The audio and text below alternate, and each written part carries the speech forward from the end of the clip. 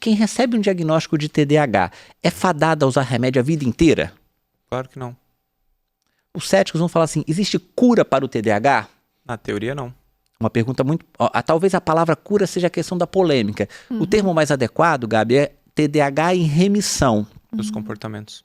Por que isso ocorre?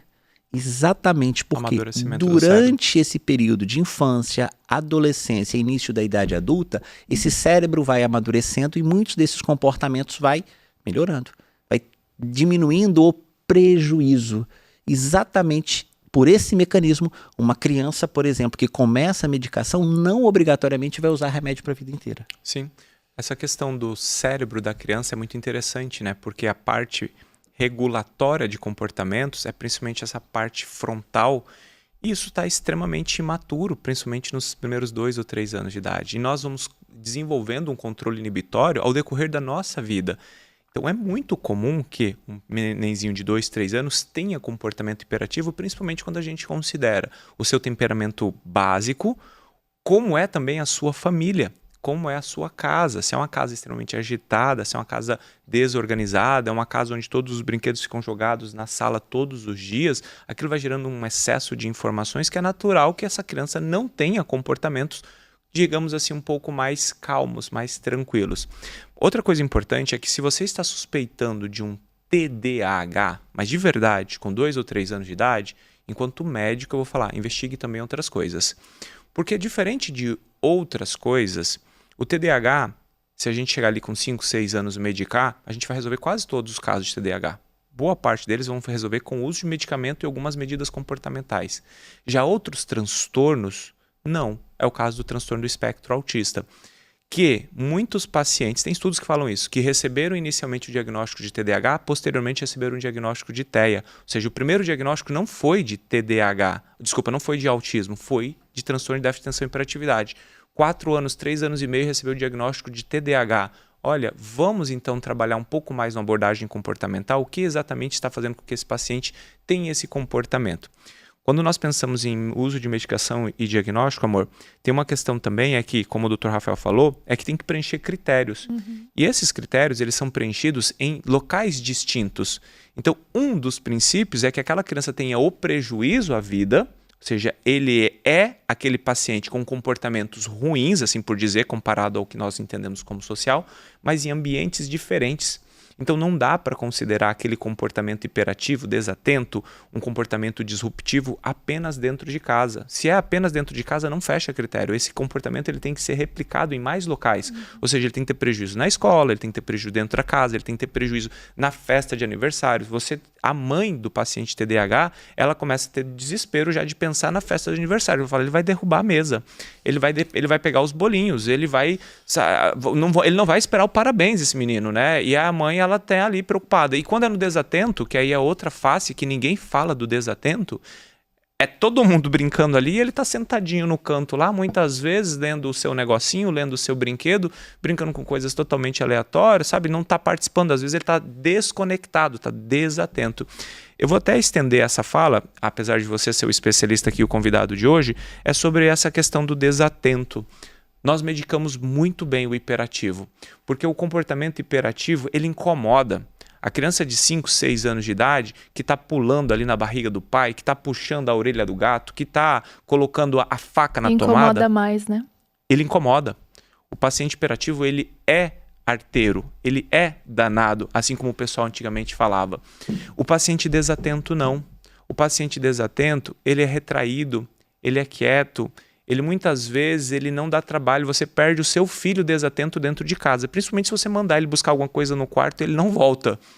Só que esse paciente não recebe medicação e ele começa a ter, assim como também o hiperativo pela sua impulsividade, prejuízos, o desatento também.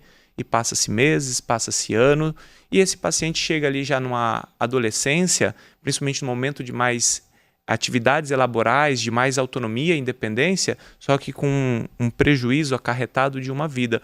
Então tomem muito cuidado. E sabe quem é esse principal desatento? As meninas. Meninos, por uma questão neurobiológica, pela questão da nossa amígdala, nosso sistema límbico, nós somos mais impulsivos Nós temos comportamentos mais explosivos. É mais comum você ver o homem brigando no trânsito do que a mulher. Isso por uma ordem antropológica, mas não é só isso. É por hormonal, fisiológica e neurobiológica. Já a mulher não. A mulher tende já socialmente a ser mais retraída, ser mais antissocial pelo que a sociedade entende de socialização. E se permite. Porque como ela tá quietinha, como ela não dá trabalho, as pessoas falam, tá tudo bem ela ser assim. Isso eu ia falar, da importância da atenção dos pais nesse sentido, né? Que às vezes os pais se acomodam por achar que é mais fácil dessa forma. Ah, não, melhor ficar quietinho. E não é bem assim. A gente diz como pais de uma criança com TDAH na questão da desatenção. O Noah, a gente tem que medicar ele por conta disso. E para nós é sofrido esse processo. Por quê? Porque a gente quer buscar o melhor do nosso filho, para que ele realmente consiga alçar voos maiores. Seria muito cômodo da nossa parte o nosso filho ter hiperfoco em leitura, que ele só ficasse lendo e ficasse tudo bem dessa forma. Não tá tudo bem. A gente quer que realmente ele consiga se estimular, porque isso senão vai acarretar sofrimento, principalmente na adolescência. Eu vou passar a resposta para você, Rafa, mas só para contextualizar, né, que para quem está nos acompanhando agora, porque o Anima é um episódio novo, esse Anima Podcast Saúde, então naturalmente tem muita gente que não nos conhece. Eu e Gabriela somos casados e nós temos 2 filhos. Os 2 filhos são autistas e o mais velho, ele recentemente começou a utilizar a medicação para desatenção, justamente por isso. Porque muitas vezes ele preferia ficar ali até mesmo sozinho, e também é uma característica do TEA, do que interagindo. Muitas vezes ele estava ali lendo, mas na hora dele simplesmente ter que contar, ou falar, ou explicar, ele às vezes tinha dificuldade de explicar. Quando nós pedimos para ele entrar no banho, você esquece, você tem que buscar ele no banho, porque ele não volta. Se você pedir para ele ir lá colocar camisa e cueca, ele volta só com a cueca, ele volta sem a camisa. Ele perde, pelo caminho, ele tem uns 4 ou 5 chinelos. A gente nunca acha um chinelo dele, porque ele vai no fundo, ele deixa o chinelo no fundo, aí ele vai lá pra frente, ele vai na casa da avó. Quando ele entra no carro, eu falo, filho, cadê seu chinelo? Tipo, ele foi pra casa de alguém com chinelo, ele tá voltando sem chinelo. Você vai sair perdendo a coisas, desatento. E aí a gente iniciou o uso do metilfenidato, né? E a gente tem colhido bons resultados. A gente usa uma dose baixa, uma dose bem prudente, a gente está vendo como ele se comporta, não está tendo efeitos colaterais, que um dos efeitos colaterais que me preocupava era justamente essa questão da alimentação, que reduz, e também do aumento de ansiedade, que a gente também sabe, eu acho que até você poderia entrar nesse mérito, né? Porque pode aumentar a ansiedade quando se usa um metilfenidato, uma lisdexafentamina e tudo mais. Na sua experiência, você vê isso também acontecendo? Perfeito. Eu queria citar 2 pontos aqui, eu acho que extremamente relevantes de chamar a atenção quando você fala da questão do diagnóstico em crianças pequenas, como a Gabi fez essa pergunta, né, 2, 3 anos de idade. A gente não pode colocar toda essa culpa dentro do TDAH, Thiago. E aí, isso é importante, Gabi, porque o que é preconizado no tratamento de uma criança antes dos 5 anos de idade? Terapia cognitivo-comportamental. Essa é a base do tratamento, não é remédio. Perfeito? Então, quando eu tenho uma criança 2, 3, 4 anos de idade, que esses comportamentos tido hiperativos estão em excesso, a gente não pode fechar o olho, principalmente para o autismo, Thiago. Você colocou isso, eu acho que isso é um ponto muito importante. Por quê? Diferente do TDAH, as intervenções precoces no autismo mudam o curso evolutivo de uma criança. E que geralmente não é TCC. Exatamente. Você vai ter princípios básicos ali de análise de comportamento da ciência ABA, não é o grande objetivo hoje, mas isso muda a evolução de uma criança. A criança com TDAH, ela pode esperar um pouquinho. Ela não vai ter tantos prejuízos até os 5, 6 anos de idade, principalmente na escola. Então isso é um ponto importante. O segundo ponto, Thiago, que você fala a respeito do TDAH em meninas, né? O que acontece? O menino, ou o TDAH hiperativo, ele incomoda as pessoas. Basicamente é isso. Então ele procura ajuda com um neurologista infantil, com um psicólogo, com um psiquiatra infantil, 3, 4, 5 anos de idade, porque ele está incomodando a família.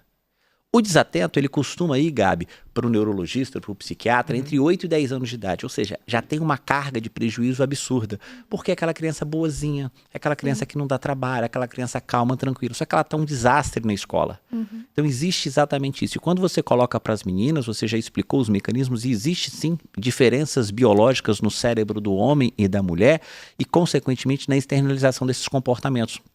Então, Gabi, é muito frequente as meninas terem predomínio de desatenção, isso é o que a gente vê na prática, e os estudos comprovam isso, e elas acabam recebendo um diagnóstico muito tardio.